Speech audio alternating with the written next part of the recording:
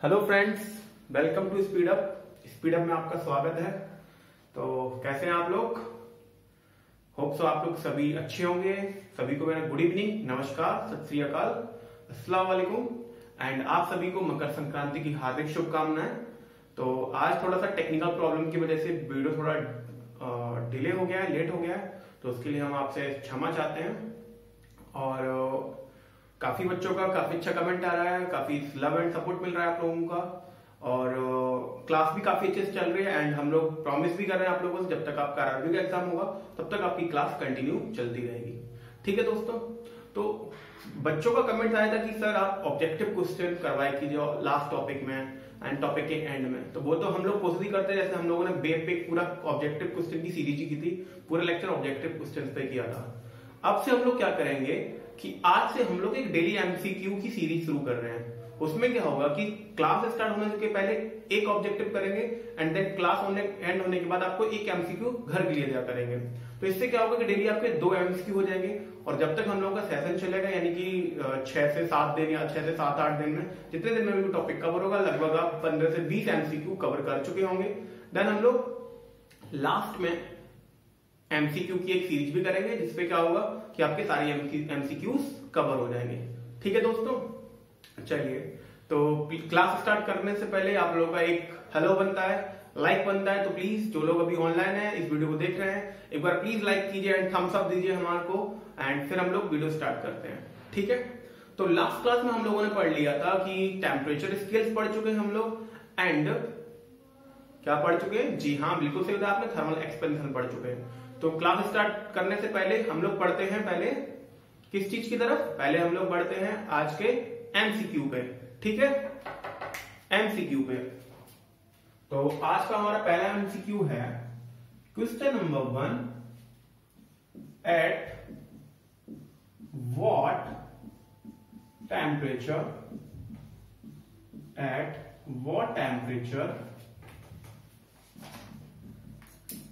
Fahrenheit and Celsius have the same value, है ना? तो एट व्हाट टेम्परेचर आपके पास फॉरेनहाइट एंड सेल्सियस की सेम वैल्यू होगी। तो आपके ऑप्शन है A -20 degree centigrade, B -30 degree centigrade and C -40 degree centigrade. Sorry, -40 degree centigrade नहीं, -40 ले रहे हैं हम लोग। कुछ भी लिख सकते हो, सेम वैल्यू होगी। And D +40। ठीक है? तो अब क्वेश्चन को सॉल्व करते हैं हम लोग। आपको पता है फॉर्मूला क्या होता है किस चीज का? पहले आप लोग जवाब दीजिए खुद से। आप लोग कमेंट बॉक्स में प्लीज रिप्लाई कीजिए कि इसका सही जवाब कौन सा होगा। ठीक है? तो हम लोगों ने पढ़ा है क्या कि फॉरेनहाइट और सेल्सियस के बीच में क्या रिलेशन होता है? आपको पता है कि C/5 = F - 32/9, ये रिलेशन होता है आपका। ठीक है? अब उसने पूछा है what temperature Fahrenheit and Celsius have the same value, यानी कि सी और एफ की आपके पास क्या होगी? सेम वैल्यूज होंगी। ठीक है? तो हम लोग सी और एफ की सेम वैल्यूज रख देते हैं। सपोज एक्स वैल्यू रख देते हैं, x - 32/5/9। ठीक है दोस्तों? तो क्रॉस मल्टीप्लाई कर दो आप लोग, 9x और 5x। तो 9x = 5x - 32 × 5। ठीक है? तो 9x में से 4x से कितना बचेगा आपका? 4x। एंड इधर 4 है तो हम 32 क्या ले सकते हैं? 8 × 4 × 5। 4 से 4 कैंसिल आउट हो जाएगा। ठीक है? तो x की वैल्यू कितनी आएगी? 8 5 40, यानी कि x = -40 डिग्री पे, यानी कि -40 डिग्री पे फॉरेनहाइट एंड सेल्सियस की वैल्यू बराबर होंगी कि नहीं होंगी? एट -40 पे फॉरेनहाइट एंड सेल्सियस की वैल्यू बराबर, यानी कि ऑप्शन आपका कौन सा करेक्ट होता है? सी। ठीक है दोस्तों? ओके, चलिए तो फिर क्लास स्टार्ट करते हैं। आज की क्लास में हम लोग सबसे पहले शुरू करते हैं आइडियल गैस को। किसको शुरू करें हम लोग? आइडियल गैस को। तो आप लोग बताइए कि आइडियल गैस क्या होती है। प्लीज कमेंट बॉक्स में आप लोग रिप्लाई कर देंगे कि आइडियल गैस क्या होती है। तो आइडियल गैस को हम लोग पढ़ते हैं। तो हेडिंग लिखिए आज की क्लास की हम लोग आइडियल गैस। क्या है आपका आइडियल गैस? तो आइडियल गैस वह गैस होती है जो सभी गैस के लॉ को फॉलो करते हैं, जो गैस के सभी लॉ को फॉलो करते हैं, उसे क्या कहते हैं हम लोग आइडियल गैस। ठीक है, इतनी बात समझ में आ रही है? चलिए तो इसको स्टेटमेंट को हम लिख लेते हैं।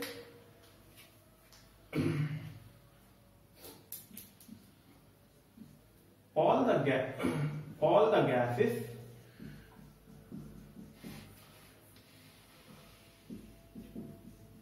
which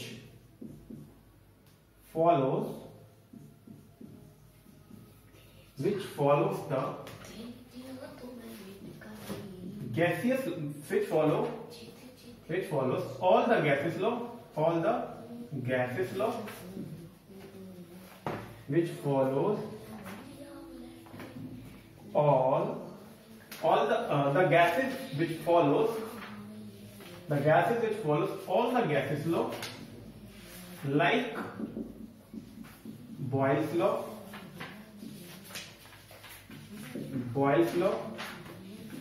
Charles' law, and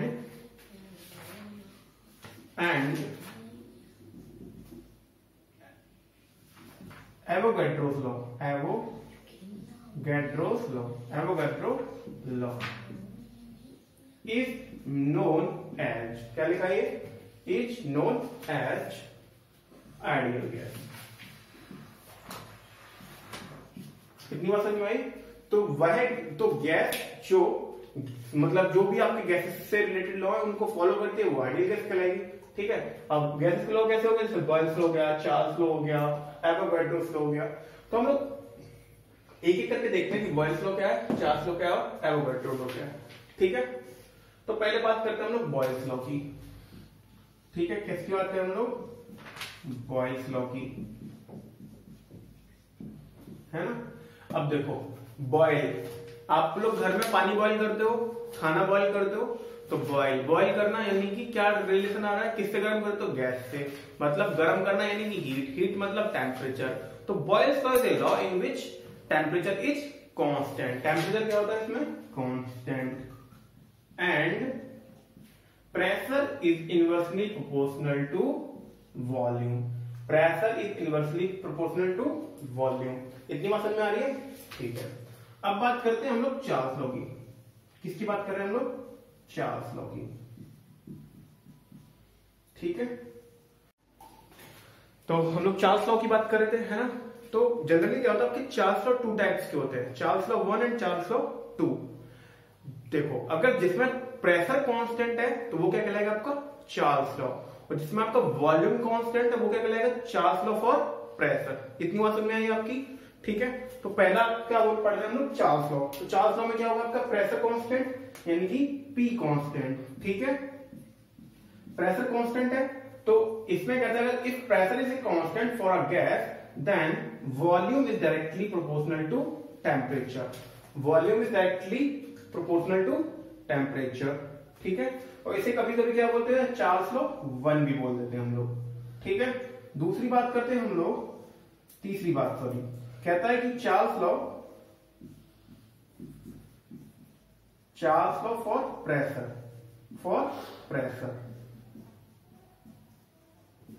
Charles law for pressure, जिसे हम लोग चार्ल्स लॉ सेकंड बोलते हैं। क्या बोलते हैं? चार्ल्स सेकंड लॉ, यानी कि मैं इसको सेकंड भी बना दे रहा हूं। ठीक है दोस्तों, इसमें क्या होगा आपका? Volume is constant. क्या होगा? Volume is constant. तो मैंने क्या माना? Volume is constant, then pressure is directly proportional to temperature. Okay, pressure is directly proportional to temperature. यहां तक किसी कोई प्रॉब्लम, किसी कोई परेशानी नहीं। यानी कि अगर मानूं मैं इसको, ये Boyle's law, Charles law and Charles law for pressure, ये इन दोनों जरूर याद रखे रहना। इन दोनों पे आपके ऑब्जेक्टिव्स जरूर बनते हैं। ठीक है दोस्तों, चलिए मैं इसको नाम दे रहा हूं क्वेश्चन फर्स्ट, इसको नाम दे रहा हूं क्वेश्चन सेकंड, एंड फिर इसको नाम दे रहा हूं क्वेश्चन थर्ड। ठीक है, एक question first, second and third. तो by combining all three law, by combining all three law, तो हम लोग अगर तीनों लॉ को कंबाइन करेंगे तब क्या होगा,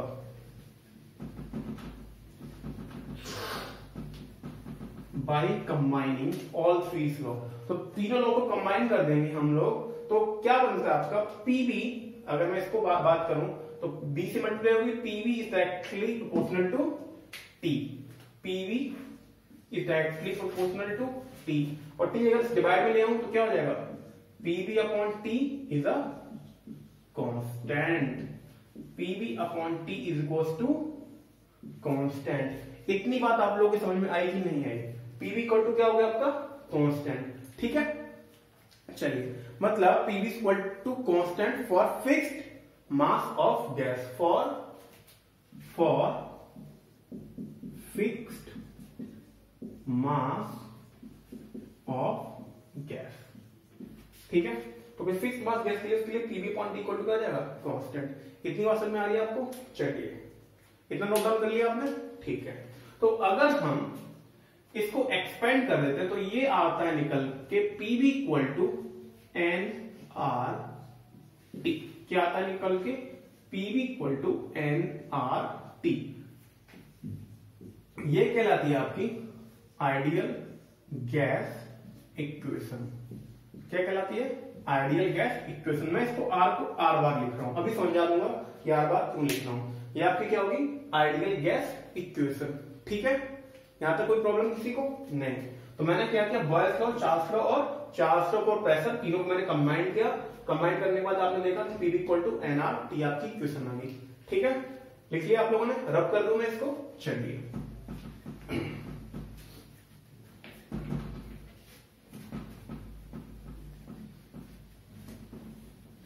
तो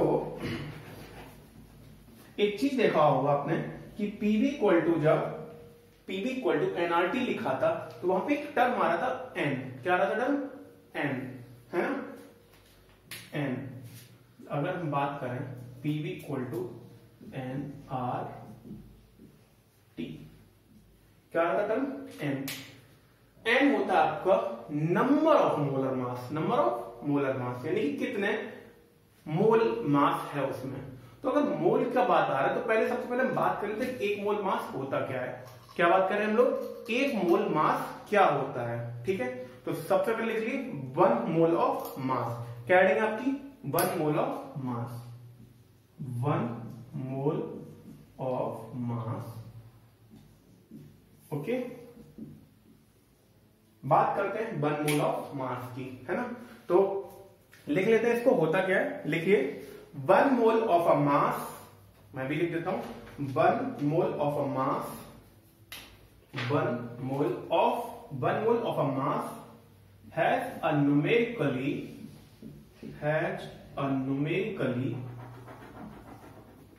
equal to molecular weight of substance, molecular weight of substance।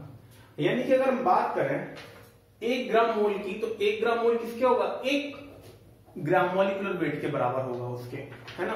जैसे अगर हम बात करते हैं for example 1 gram of mole, 1 gram of mole equal to 1 gram of mole किसकी, ऑक्सीजन की लेता हूं तो कितना हो जाएगा आपका 32 ग्राम, कितना हो जाएगा आपका 32 ग्राम ऑफ ऑक्सीजन मोल, ठीक है। चलिए यहां तक कोई परेशानी किसी को नहीं, चलिए। तो हमने वो बॉयल्स लॉ पढ़ा, चार्ल्स लॉ पढ़ा, फिर मैंने लिखा था इसमें एवोगाड्रो लॉ। तो हम लोग अब क्या देखेंगे, एवोगाड्रो लॉ, ठीक है। तो हेडिंग डालिए आप लोग Avogadro law, Avogadro law,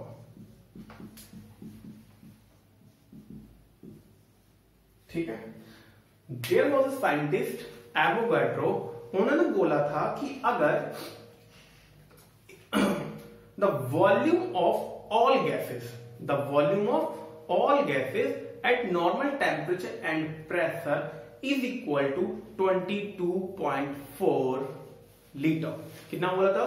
22.4 litre. क्या कहते हैं हम लोग? एवोगाड्रो साहब ने कहा था कि सभी गैसों का आयतन एक सामान्य दाब व ताप पर 22.4 लीटर होता है। कितना होता है? 22.4 लीटर होता है। इतनी बात समझ में आई? आई कि नहीं आई?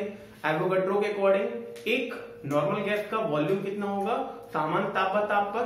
22.4 litre, that is 22.4 litre. Okay, इतनी बात समझ में आई? चलिए इस चीज को हम लोग नोट डाउन कर लेते हैं। ठीक, देख लिखिए। It states that volume of a gram mole of all gases at all pressure of 760 mm of Hg, 760 mm of Hg। हम लोग मरकरी की जो प्रेशर होता है उसको मरकरी की हाइट में भी मेजर करते हैं। तो जब हम लोग प्रेशर की मेजरमेंट करेंगे तब हम लोग उसको बताएंगे मरकरी की हाइट का। ठीक है। And temperature of 0 degree centigrade is the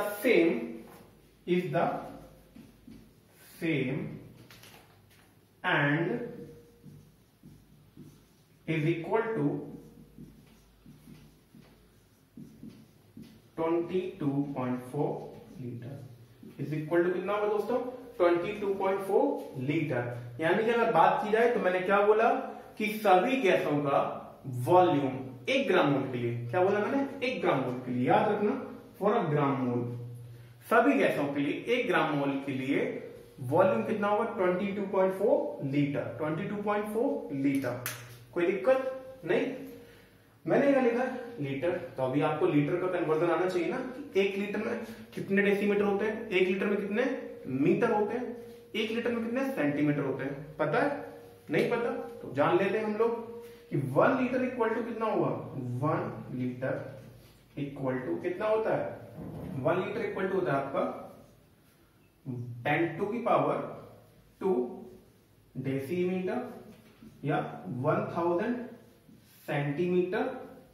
ठीक है, 1000 सेंटीमीटर या 10⁻³ मीटर क्यूब। ये सेंटीमीटर क्यूब, ये डेसीमीटर क्यूब। ठीक है, यहां तक कोई दिक्कत किसी को? तो आप लोग नोट डाउन कीजिए इसको, फिर हम लोग आगे बढ़ते हैं। ठीक है, तो एक चीज थोड़ी सी लिटिल मिस्टेक है। ये 10⁻² ही होता है, ये होता है आपका 1 डेसीमीटर क्यूब। क्या होता है? 1 डेसीमीटर क्यूब।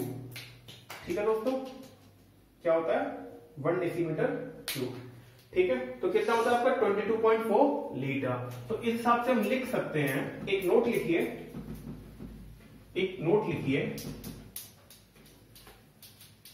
लिखिए for a 1 gram of mole of gas. देखिए नोट लगा के 1 gram mole of gas has a volume of 22.4 कितना बताया मैंने? Centimetre cube. 22.4 centimetre cube. अब देखो यहां पे क्या था आपका? 22.4 लीटर। मैंने क्या लिखा आपका? 22.4 सेंटीमीटर क्यूब। यानी कि कितने की मल्टीप्लाई होगी? 10⁻³ की। 10⁻³ की। तो हम इसको क्या लिखेंगे? 22.4 10⁻³ centimetre cube and 1 kilogram mole of gas has a volume of कितना हो जाएगा? 22.4 metre cube. 22.4 metre cube at NTP। NT क्या बोलते हैं दोस्तों? नॉर्मल टेम्परेचर एंड प्रेशर, ठीक है। तो 22.4 मीटर क्यूब यानी कि 1 किलोग्राम में कितने ग्राम, 1000, और 1 मीटर क्यूब में कितने, 10⁻³ तो उससे मल्टीप्लाई कैंसिल हो जाएगा, 10⁻³ से 10⁻³ तो क्या बचेगा आपका 22.4 मीटर क्यूब। कितनी बात समझ में आई। तो ये हो गया आपका एवोगाड्रो लॉ के अकॉर्डिंग 1 ग्राम मोल के पास कितना वॉल्यूम होता है, ठीक है। चलिए आगे बात करते हैं। अब हम लिख रहे हैं suppose for a certain gas, for a certain gas, for a certain gas, if for लिखिए for a certain gas if m is its mass, m is its mass, m is its mass and m is its mass and capital M its molecular weight and capital M its molecular weight, then, ठीक है। अगर एक चीज बताओ, जैसे माना किसी भी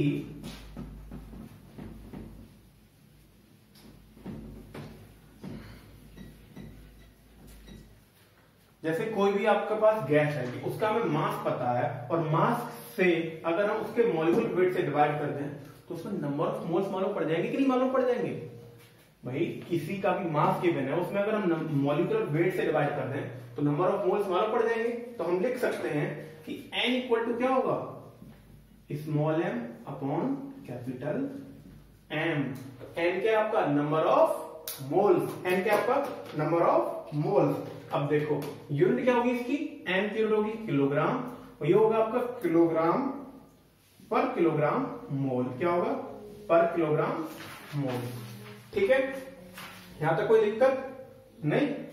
चलिए अभी हमने लिखा था आपका पीवी इक्वल टू क्या, N R bar T, N R bar T. यहां पे आर बार क्या है आपका, आर बार को बोलते हैं हम लोग यूनिवर्सल गैस कांस्टेंट, ठीक है। देखो दो तरह कांस्टेंट बोलते हैं हम लोग, एक होता है आपका यूनिवर्सल और एक होता है आपका कैरेक्टरिस्टिक, CHARACTER कैरेक्टरिस्टिक, और एक होता है आपका यूनिवर्सल, ठीक है। तो कैरेक्टरिस्टिक एक स्पेशल गैस के लिए हो जाएगा और यूनिवर्सल आपका सभी के लिए हो जाएगा, है ना। तो पहले हम बात करते हैं यूनिवर्सल गैस कांस्टेंट की। आर बार इक्वल टू क्या आपका यूनिवर्सल गैस कांस्टेंट, क्या है आपका यूनिवर्सल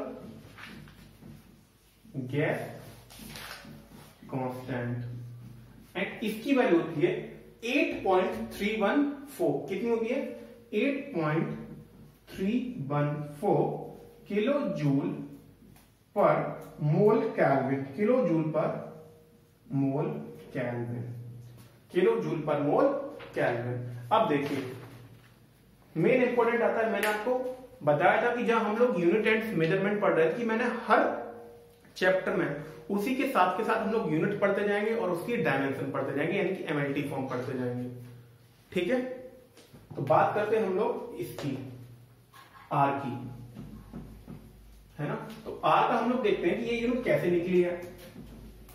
देखिए अभी आपको बहुत आसानी समझ में आ जाएगा, ठीक है। आपका आर बार की आपको क्या निकालनी है, यूनिट। ये मैं लिख सकता हूं पीवी अपॉन टी, ठीक है, पीवी अपॉन टी। और ये क्या हो गया आपका एन यानी कि मोल। पी क्या होता है आपका प्रेशर, और प्रेशर की यूनिट क्या होती है न्यूटन पर मीटर स्क्वायर, होती है कि नहीं होती है, Newton per metre square. Volume क्या होता है मीटर क्यूब, इसको हम लिख सकते हैं मीटर क्यूब, ठीक।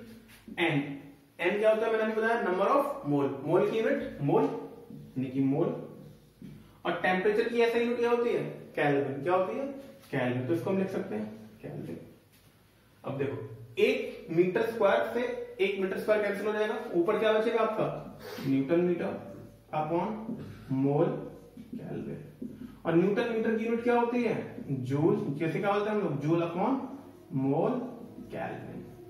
बात आई समझ में, मोल केल्विन, किलो जूल भी लिख सकते हैं और जूल भी लिख सकते हैं, ठीक है। ये रूल समझ में आई। इसकी अब एमएलटी फॉर्म देखते हैं। क्या देखते हैं हम लोग? MLT form. अब देखिए न्यूटन, न्यूटन किसकी यूनिट है आपकी? फोर्स की, फोर्स की यूनिट है, यानी कि न्यूटन को हम क्या लिख सकते हैं? F M A. एम की एमएलटी फॉर्म एम। एक्सीलरेशन क्या होता है? मीटर पर सेकंड स्क्वायर, यानी कि एल टी माइनस टू, यानी कि न्यूटन की यूनिट क्या होगी? MLT minus two, MLT minus two. अब देखो यहां क्या बचा आपका? मीटर स्क्वायर, यहां क्या आपका? मीटर क्यूब, यानी कि ऊपर क्या बचेगा आपका? सिर्फ और सिर्फ मीटर, यानी कि इसको लिख सकते हैं हम एक एल, एक ही तो बची है आपकी न्यूटन मीटर। ठीक है, तो ml2 t माइनस टू हो गया। ठीक है, अब देखो मोल को चाहो तो मोल की फॉर्म में लिख सकते हो, नहीं तो कोई दिक्कत नहीं, मैंने मोल ही लिख दिया। और के की यूनिट क्या होगी? केल्विन। के को के लिखते हैं हम लोग। कंबाइंड लिख दो, कंबाइंड क्या हो जाएगा? ml2 t माइनस टू,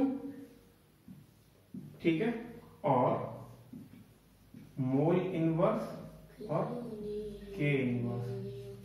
ठीक है, कोई परेशानी यहां तक आपको? कोई दिक्कत? एमएलटी फॉर्म आ गई इसकी, एंड इसका आपको ऐसे यूनिट मालूम पड़ गई। चलिए आगे बात करें। देख लिया आप लोगों ने, स्क्रीनशॉट ले लीजिए। अगला बात करते हैं। तो एवोगैड्रो आप कहते हैं, अभी तक एवोगैड्रो ने आपको यूनिवर्सल गैस कांस्टेंट बताया। अगर हम लोग एक पर्टिकुलर कैरेक्टरिस्टिक गैस कांस्टेंट की बात करें, किसकी बात करें हम लोग? कैरेक्टरिस्टिक गैस कांस्टेंट की। अब देखो अभी हमने क्या लिखा था? Pv equal to nr/t। यहां क्या है? Characteristic gas constant. और n इक्वल टू भी हमने क्या माना? Small m upon capital M। तो इसको हम लिख सकते हैं small m r bar upon capital M।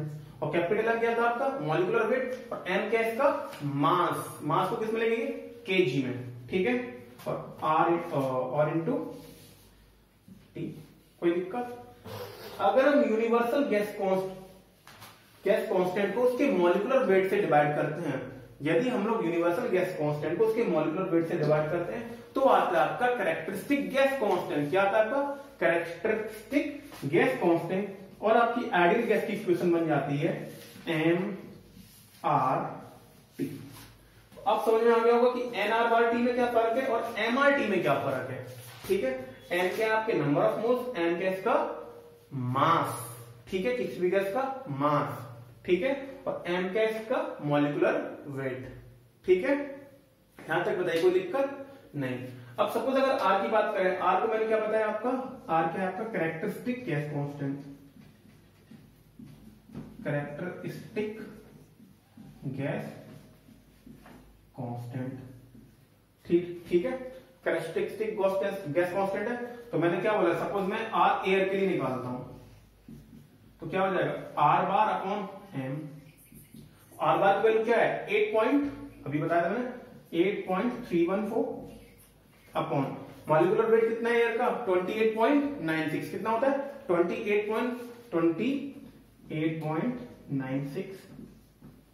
ठीक है, तो इसको डिवाइड करोगे आप, इसको डिवाइड करो कितना आता है? 0.287। कितना आता है? 0.287 किलो जूल पर, क्या बताइए आपको? किलो जूल पर मोल केल्विन। ठीक है, किलो जूल पर मोल, कभी कभी आपको लिखी मिल जाएगी किलो जूल पर किलोग्राम मोल केल्विन।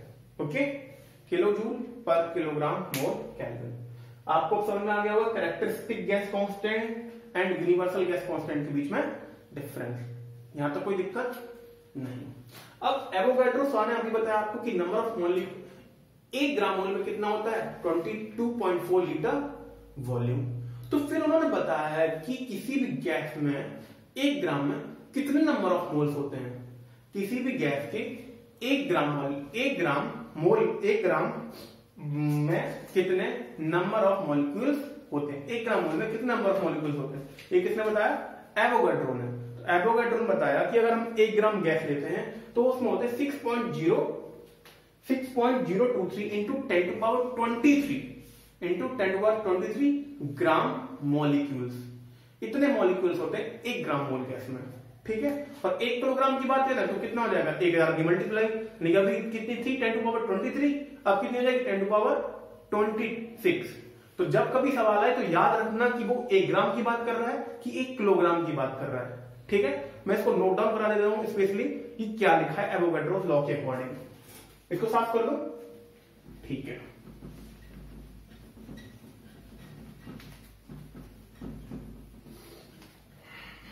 देखिए मैंने बहुत अच्छे तरीके से आपको समझाया, बिल्कुल स्लोली स्लोली, कि आपका आर क्या है, आर बार क्या है, okay.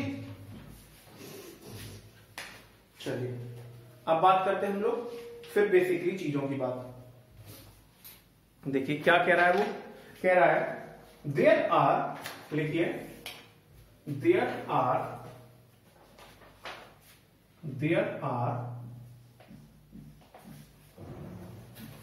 6.023 into 10 to power 23 molecules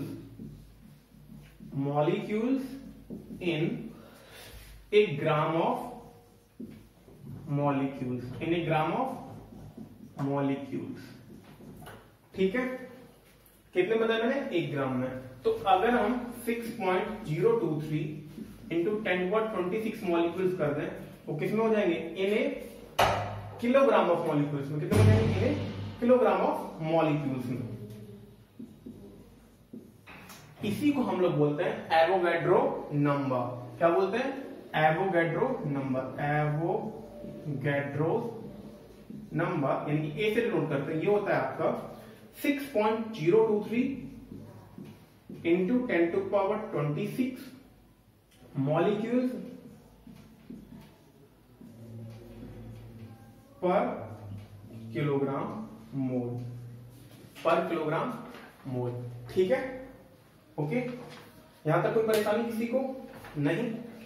अच्छा आगे की बात करते हैं। जैसे अभी कोई अगर पूछ सकता है कि सर कैरेक्टरिस्टिक गैस कांस्टेंट आपने, सॉरी यूनिवर्सल गैस कांस्टेंट आपने कैसे निकाला, तो मैंने आपको क्या बताया था, एट एनटीपी पे। किस पे बताया था, एट एनटीपी पे। हम लोग पीवी इक्वल टू एनआरटी की बात कर रहे थे, हमने क्या बताया था, पीवी इक्वल टू एनआरटी। यहाँ पे प्रेशर क्या होगा आपका, एटमॉस्फेरिक प्रेशर कितना होता है 1.013, ठीक है, 1.013 आपका newton per metre square. 1.013 into 10 to power 5 newton per metre square. Volume क्या हो जाएगा 22.4 लीटर। आर क्या हो जाएगा, आर तो निकाल लेंगे हैं। टी क्या हो जाएगा आपका 273.15 केल्विन। ये वैल्यू आप पुट करोगे तो आपको यूनिवर्सल गैस कांस्टेंट डेफिनेटली मिल जाएगा, ठीक है। यहां तो कोई दिक्कत, एमएलटी फॉर्म मालूम पड़ गया आपको, ऐसा यूनिट मालूम पड़ गया आपको कि कैसे कैसे निकालती है इन दोनों पी इक्वल टू एनआरटी की, ओके। एवोगैड्रो नंबर मालूम पड़ गया आपको 6.023 इंटू 10 to power 26 मॉलिक्यूलर पर किलोग्राम ऑफ मोल, ओके। चलिए आगे बात करते हैं हम लोग। आगे बात ये करते हैं हम लोग कि आपका आइडियल गैस इक्वेशन क्या है, पीवी इक्वल टू एनआरटी, है ना। यानी कि इफ n किलोग्राम, देखिए if n kilogram mole of gas, यदि कितने मोल किलोग्राम गैस है, n kilogram mole of gas है, the total number of molecules, the total number of molecules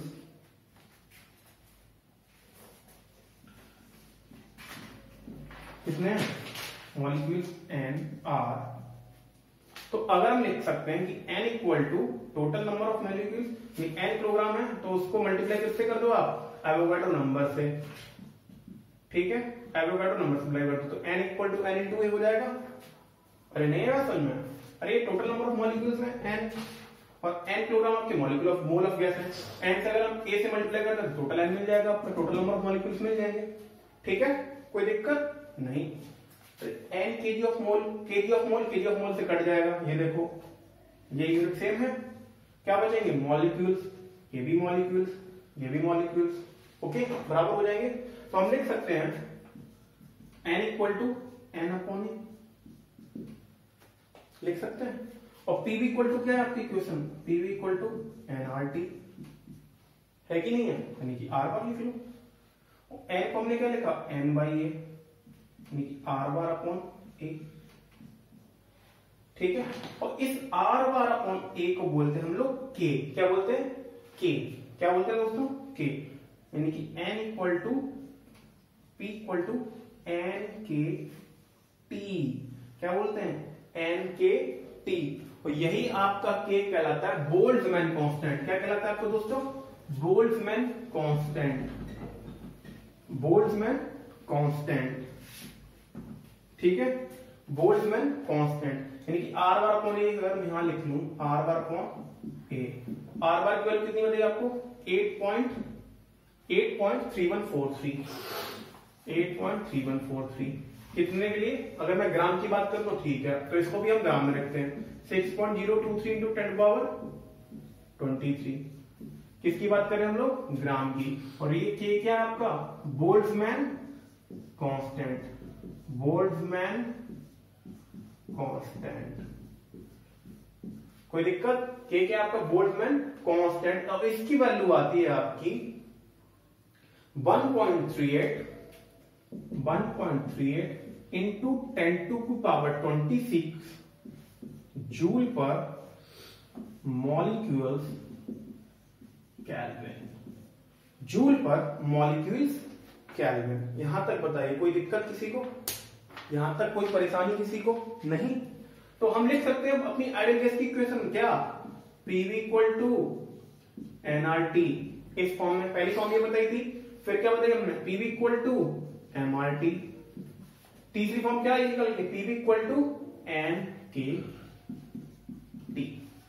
तो अब कभी भी आपको आइडियल गैस की इक्वेशन के बारे में पूछा जाए तो आप इजीली बता सकते हो कि आर बार क्या है, आर क्या है, के क्या है। आर बार क्या है आपका characteristic gas, sorry universal gas constant, R क्या है characteristic gas constant for a particular gas, यानी कि O2 की बात कर ले, एयर की बात कर ले, किसी की भी। के क्या है आपका बोल्ट्जमैन कांस्टेंट। यहां तक कोई परेशानी नहीं होनी चाहिए, ठीक है, इतनी चीज समझ में आई। तो आज तो इतना रखते हैं, क्योंकि मैं आज आपको स्पेसिफिक हीट पढ़ाने वाला था, बट उससे पहले आपको आइडियल गैस के बारे में मालूम होना चाहिए कि आइडियल गैस क्या है। कल हम लोग जरूर पढ़ेंगे कि अपनी स्पेसिफिक हीट क्या होती है, हीट कैपेसिटी क्या होती है, फिर हम लोग पढ़ेंगे फेज चेंज ऑफ वाटर, कि वाटर का ट्रिपल फेज होता है, सॉलिड लिक्विड गैस, मैटर के भी आपके 3 फेज होते हैं, सॉलिड लिक्विड गैस। तो हम लोग देखेंगे कि वाटर की फेज चेंज और प्योर सब्सटेंस जो हो गया, जैसे आपका एयर हो गया, CO2 हो गया, O2 हो गया, उनके लिए फेज चेंज कैसे कैसे बिहेव करता है, ठीक है। तो आज के लिए इतना ही रखते हैं, लेकिन जैसा मैंने आपको प्रॉमिस किया है, सेशन एंड होने से पहले और सेशन स्टार्ट होने से पहले I will give you 1 MCQ question, ठीक है। तो आज का फिर से आपका MCQ सवाल, जिसको मैं कल बताऊंगा आपका सही आंसर क्या है, ठीक है। इतना लिख लिया, आपको साफ करता हूं इसको। तो आज का MCQ है आपका, आज का MCQ, ठीक है। आज का MCQ है आपका,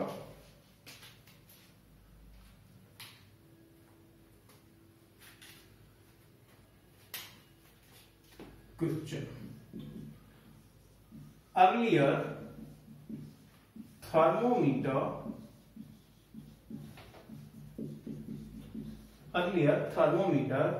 was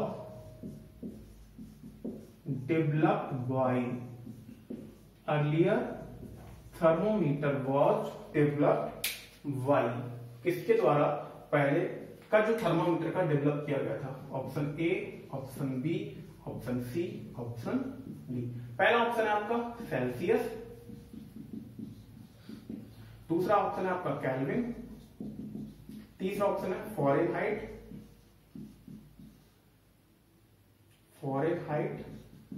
एंड चौथा ऑप्शन है आपका गैलीलियो,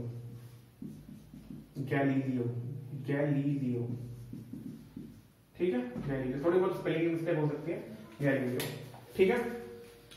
तो प्लीज आप लोग कमेंट बॉक्स में बताइए आपको आज का सेशन कैसा लगा, आज आपको क्लास कैसी लगी है, एंड इस MCQ का आंसर प्लीज कमेंट बॉक्स में बताइए। एंड जिसने भी सबसे पहले कमेंट बॉक्स में आंसर बताया, तो उनमें से मैं किन्हीं 2 या 3 लोगों के नाम लूंगा कि जिन्होंने बिल्कुल करेक्ट ऑप्शन या करेक्ट जवाब दिया है, ठीक है दोस्तों।